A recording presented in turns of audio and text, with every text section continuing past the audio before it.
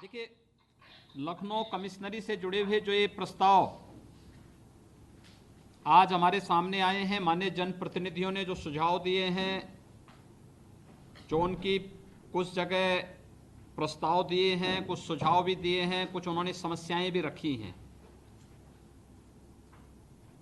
प्रत्येक जिला प्रशासन का ये दायित्व बनता है कि वे सभी संबंधित माननीय जनप्रतिनिधियों के साथ संवाद बना करके जो जनपद स्तर पर समस्याएं समाधान हो सकती हैं उसका जनपद स्तर पर, जो उस राज्य के लिए आवश्यक है उन्हें राज्य से संबंधित विभागों को भेज करके, और जो भारत सरकार से संबंधित हैं वो भारत सरकार के संबंधित अधिकारी और एक प्रति प्रदेश शासन को ही भेज करके उस पर त्वरित कार्रवाई करें। परियोजनाओं के समयबद्ध पूरा होने और गुणवत्ता से युक्त होना उसका बहुत आवश्यक है, और मैं बार बार इस बारे में आप लोगों को सभी से कहूंगा कि हमें इसके लिए पूरी ताकत अपनी लगानी पड़ेगी। इसके लिए कार्यों का भौतिक सत्यापन होना, इसके लिए हमें समय पे भूमि की उपलब्धता कराना और शासन स्तर से धनराशि अवमुक्त कराने के लिए समय पे हम यूसी भेजने की कार्रवाई भी करें। ये कार्य प्राथमिकता के आधार पर हमें करने पड़ेंगे, क्योंकि समयबद्ध ढंग से चलने वाली किसी भी कार्य परियोजना का लाभ जनता को होता है, जनता में एक उत्साह होता है, शासन की छवि बनती है, और उस परियोजना से जुड़े हुए जनप्रतिनिधियों के साथ साथ प्रशासनिक अधिकारी और कार्यदायी संस्था की भी अपनी एक अलग छवि जनता के सामने बनती है। इसलिए इस पर विशेष ध्यान दिए जाने की आवश्यकता है। कोविड-19 का खतरा टला नहीं है। पिछले 6 महीने से लगातार हम लोग इससे जूझ रहे हैं। आज 6 महीने पूरे हो चुके हैं, और इन 6 महीनों में हम लोगों ने अनेक उतार चढ़ाव देखे हैं। भारत भी पूरी दुनिया के अंदर बहुत सुरक्षित स्थिति में है, और उत्तर प्रदेश भी देश के अंदर एक सुरक्षित स्थिति में है। लेकिन सतर्कता और बचाव के लिए जितने व्यापक कार्य योजना हम बना सकते हैं, हर एक जनपद में हम बनाएं। हर एक जनपद में लेवल 2 और लेवल 3 के हॉस्पिटल की श्रृंखला खड़ा करने की तैयारी करें। कॉन्टैक्ट ट्रेसिंग से लेकर के सर्विलांस को मजबूत करने, टेस्टिंग की कार्रवाई को और युद्ध स्तर पर आगे बढ़ाने की आवश्यकता है। जागरूकता के कार्यक्रम, इन्फोर्समेंट के कार्यक्रम को भी हम आगे बढ़ाएंगे तो हम व्यापक पैमाने पर संक्रमण को रोकने में हमें मदद मिलेगी। इसलिए कोविड-19 के प्रति हर हाल में पॉजिटिविटी रेट को हम 4% से नीचे लाने और डेथ रेट को 1 से नीचे लाने की हमारी पूरी ताकत लगनी चाहिए। इस पर अच्छी कार्य योजना आप बनाएं। कुछ जनपदों के लिए आज हमने अतिरिक्त नोडल अधिकारी तैनात किए हैं, वे कल तक आपके जनपदों में पहुंचेंगे, उनके साथ बैठ करके कार्य योजना बनाइए। और परसों में स्वयं भी परसों शाम को कोविड-19 पर एक बृहद वीसी करने जा रहा हूं पूरे प्रदेश के अंदर कि क्या हमारी रणनीति होनी चाहिए। प्रधानमंत्री आवास योजना, मुख्यमंत्री आवास योजना, स्वच्छ भारत मिशन के अंतर्गत जो बनने वाले शौचालय हैं, इनका 100% जियो टैग कराइए और एक एक का भौतिक सत्यापन करके सर्टिफिकेट लीजिए। उन योजनाओं में नाम लिखिए, किस योजना से बने हुए हैं, पब्लिक को जानकारी होनी चाहिए, और कितनी धनराशि उसे उपलब्ध कराई गई है उसमें अंकित करवा दीजिए। इसके अतिरिक्त अन्य लोगों को भी जानकारी होती है, उसके अंदर भी एक लालसा होती है कि मुझे भी इस योजना का लाभ मिले, तो अन्य जो लोग इससे अब तक लाभान्वित नहीं हुए हैं उनको भी हम इन योजनाओं से लाभान्वित करने का कार्य करें। सामुदायिक शौचालय और ग्राम सचिवालय का निर्माण होना है। देखिए, इस रुचि लेने का लाभ आपको मिलेगा, जनपद को मिलेगा। अभी बहुत सारे जनपद, इस कमिश्नरी के अंदर 6 जनपद हैं जिनमें जो ग्राम सचिवालय के लिए साइट चिन्हांकन होना है। सीतापुर में 254 गांवों में अभी तक साइट चिन्हांकन नहीं हुआ है। लखीमपुर खीरी में 181, हरदोई में 61, उन्नाव में 21, लखनऊ में 2। मैं संबंधित जिलाधिकारियों से कहूंगा कि वे माननीय जनप्रतिनिधियों के साथ बैठ करके ग्राम पंचायतों में जमीन की व्यवस्था करवा करके प्रशासनिक स्वीकृति अविलंब उपलब्ध कराएं। प्रशासनिक स्वीकृति में भी बहुत सारे प्रस्ताव लंबित हैं। लखीमपुर खीरी में 244, लखनऊ में 65, हरदोई में 13, रायबरेली में 2, यानी ये लंबित नहीं रहने चाहिए।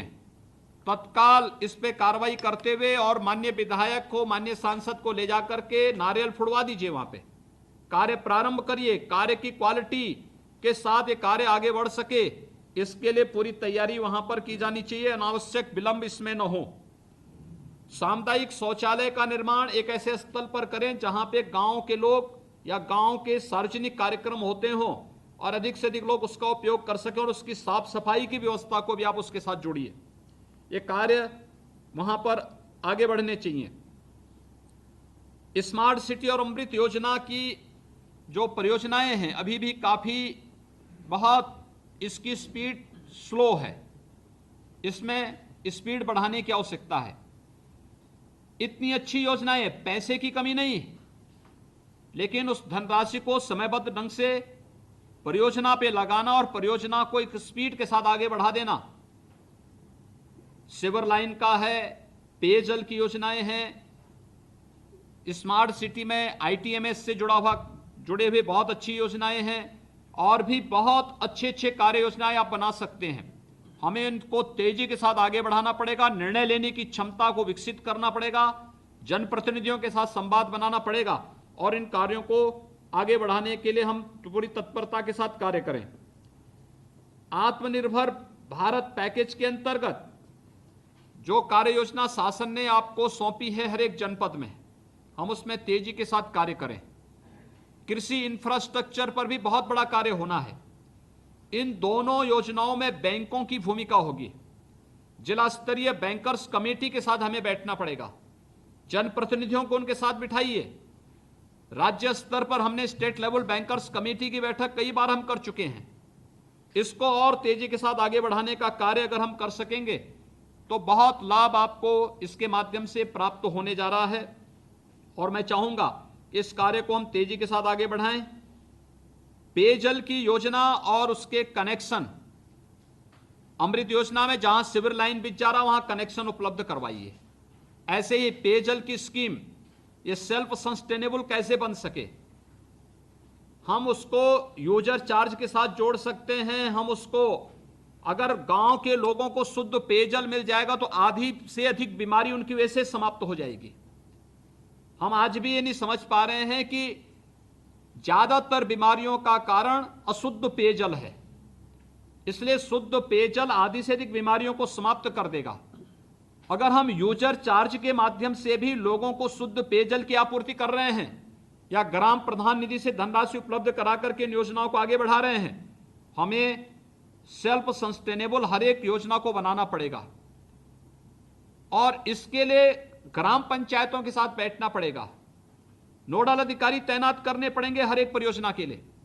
ये जितने भी कार्य योजनाएं हैं, हमने 10 करोड़ से ऊपर की परियोजनाओं की समीक्षा की है, लेकिन जितना भी पैसा जा रहा है, 1 लाख की परियोजना हो, 50,000 की परियोजना हो, 2 लाख की हो, 10 लाख की हो, ये जितनी भी परियोजनाएं हैं, इन सभी परियोजनाओं पर जितना भी पैसा जा रहा है, एक एक कार्य की समीक्षा, उसका भौतिक सत्यापन की व्यवस्था और समयबद्ध ढंग से इन कार्यक्रमों को हम आगे बढ़ा सकेंगे तो जनता को भी लाभ होगा और आपका वहां पे रहना स्वाभाविक रूप से इसका भी लाभ आपको और आपकी छवि को ही प्राप्त होगा और जनप्रतिनिधि भी इससे लाभान्वित होते हुए दिखाई देंगे।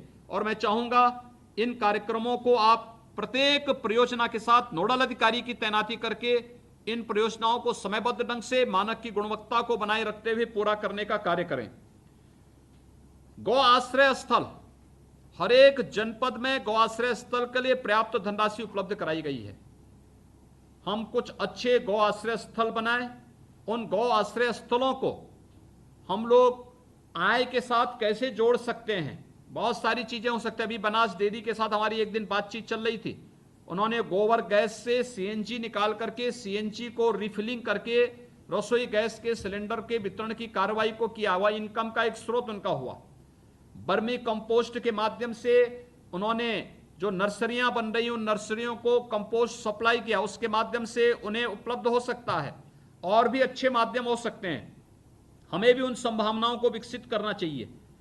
ऐसे ही पर्यटन विकास की संभावनाएं, हर एक जनपद में पर्यटन विकास की अनंत संभावनाएं हैं। हम लोग पिछली बार उन्नाव में गए थे, माननीय अध्यक्ष जी ने स्वयं वहां पे देवी के एक मंदिर में कैसे विकास की उन परियोजनाओं को आगे बढ़ाने का कार्य किया था। ऐसे ही कार्यक्रम हम लोग अपने अपने जनपदों में भी देख सकते हैं। हम पैसा देने को तैयार हैं, राज्य सरकार पैसा देने को तैयार है। हम देखें तो कि कैसे, क्योंकि एक पर्यटन स्थल का मतलब केवल पर्यटन के विकास की नहीं, वहां पे इनकम के बहुत सारे स्रोत बनते हैं, लोगों को रोजगार की व्यापक संभावनाएं बनती हैं।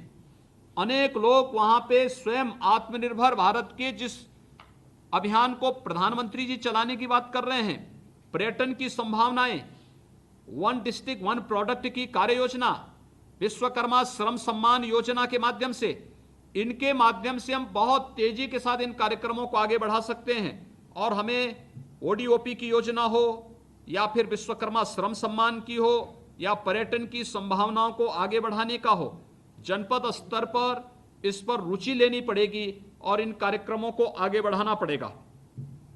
गन्ना मूल्य भुगतान के बारे में मैंने जनपद स्तर पर भी कहा है और गन्ना विभाग से ही मैं कह रहा हूं कि हमारा प्रयास होना चाहिए कि नया सीजन प्रारंभ होने के पहले हर हाल में गन्ना मूल्य का भुगतान हो, यह हम सुनिश्चित कराएं। 1 अक्टूबर से धान क्रय केंद्र प्रारंभ हो रहे हैं। जनपद स्तर पर हम इस बात की समीक्षा कर लें, जहां जहां अतिरिक्त धान क्रय केंद्र स्थापित होने हैं, किसान संगठनों से, किसान समितियों के साथ संवाद बना करके वहां पे कोविड-19 के गाइडलाइन का पालन करते हुए हम अधिक से अधिक धान क्रय केंद्र स्थापित करें। न्यूनतम समर्थन मूल्य का दाम किसान को प्राप्त हो, यह हमारा प्रयास होना चाहिए और इस पर हम अपने कार्यक्रमों को तेजी के साथ आगे बढ़ाने का कार्य करें। स्वच्छता और सैनिटाइजेशन हमारी किसी भी प्रकार की वेक्टर बॉर्न डिजीज के खिलाफ लड़ाई की पहला हथियार है। अगर हम स्वच्छता की आदत लोगों को देते हैं, प्लास्टिक को पूरी तरह बैन करते हैं, लोगों की आदत और व्यवहार का हिस्सा स्वच्छता बनती है, तो बहुत सारी बीमारियां अपने आप इससे समाप्त होती हुई दिखाई देती हैं और हमें अपने कार्यक्रम का हिस्सा इसे बनाना पड़ेगा। तहसील दिवस यानी संपूर्ण समाधान दिवस और संपूर्ण थाना यानी समाधान जो थाना दिवस हैं, थाना समाधान दिवस अब प्रारंभ हो रहे हैं। हम पूरी सतर्कता के साथ कोविड-19 की गाइडलाइन का पालन करते हुए इसे आगे बढ़ाने का कार्य करें। हर एक जनपद में, हर एक थाने में ये 4 दिवस, महीने में 2 दिन संपूर्ण समाधान दिवस तहसील दिवस के रूप में और महीने में 2 दिन थाना समाधान दिवस, ये जितनी भी समस्याएं हैं इनका समाधान करने की तैयारी हर स्तर पर हम लोग, हर एक जनपद में, तहसील स्तर पर, थाना स्तर पर, इसको हम अभी से इसकी तैयारी कर लें। बरसात हुई है, बरसात के कारण सड़कों में गड्ढे बन चुके हैं और अधिकतर माननीय जनप्रतिनिधियों ने भी ये पीड़ा व्यक्त की है। ग्रामीण हो या शहरी क्षेत्र में, जिस भी विभाग की सड़कें हैं, पीडब्ल्यूडी, नगर विकास, ग्राम्य विकास, गन्ना विभाग, मंडी समिति या पंचायती राज से जुड़ी हुई सड़कें या फिर सिंचाई विभाग की सड़कें, जिस भी विभाग की सड़कें हैं, आरईएस से जुड़ी हुई सड़कें, ये सभी सड़कों को गड्ढा मुक्त करने और गड्ढा मुक्त करने के साथ ही जहां पे सड़कों के नवनिर्माण की कार्रवाई होनी है उसको भी हम त्वरित गति से आगे बढ़ा लें। याद रखना, सड़कों को गड्ढा मुक्त करने या नवनिर्माण की कार्रवाई में उसकी गुणवत्ता का ध्यान हम अवश्य रखें कि वह टिकाऊ हो और जन विश्वास का प्रतीक बन सके। इस कार्य को हम तत्काल आगे बढ़ाएं। ऊर्जा विभाग इस बात को सुनिश्चित करें, शासन स्तर पर भी और जनपद स्तर पर भी, कि विद्युत की आपूर्ति रोस्टर के अनुसार हर एक ग्राम पंचायत में या हर नगर निकाय में प्राप्त होती रहे, कहीं भी समस्या न हो। टोल फ्री नंबर निरंतर सक्रिय रहना चाहिए। ट्रांसफार्मर खराब होते हैं या कहीं पे विद्युत की लाइन जर्जर है, वहां पे उसको बदलने की कार्रवाई करनी है। जो भी करना है समयबद्ध ढंग से इन कार्यक्रमों को आगे बढ़ाएं। और जो बिजली के फेक बिल आ रहे हैं इस पर हम प्रभावी कार्रवाई करें। मीटर जंप नहीं करना चाहिए। अगर किसी उपभोक्ता ने 100 रुपये की बिजली जलाई है तो उसको 100 ही रुपये का बिल जाना चाहिए, 1000 का नहीं जाना चाहिए। और अगर किसी स्तर पर कोई इस प्रकार की कार्रवाई कोई गलत बिल भेज रहा है तो उसमें जवाबदेही भी वहां पे तय होनी चाहिए। हमें राजस्व वसूली को भी आगे बढ़ाना पड़ेगा।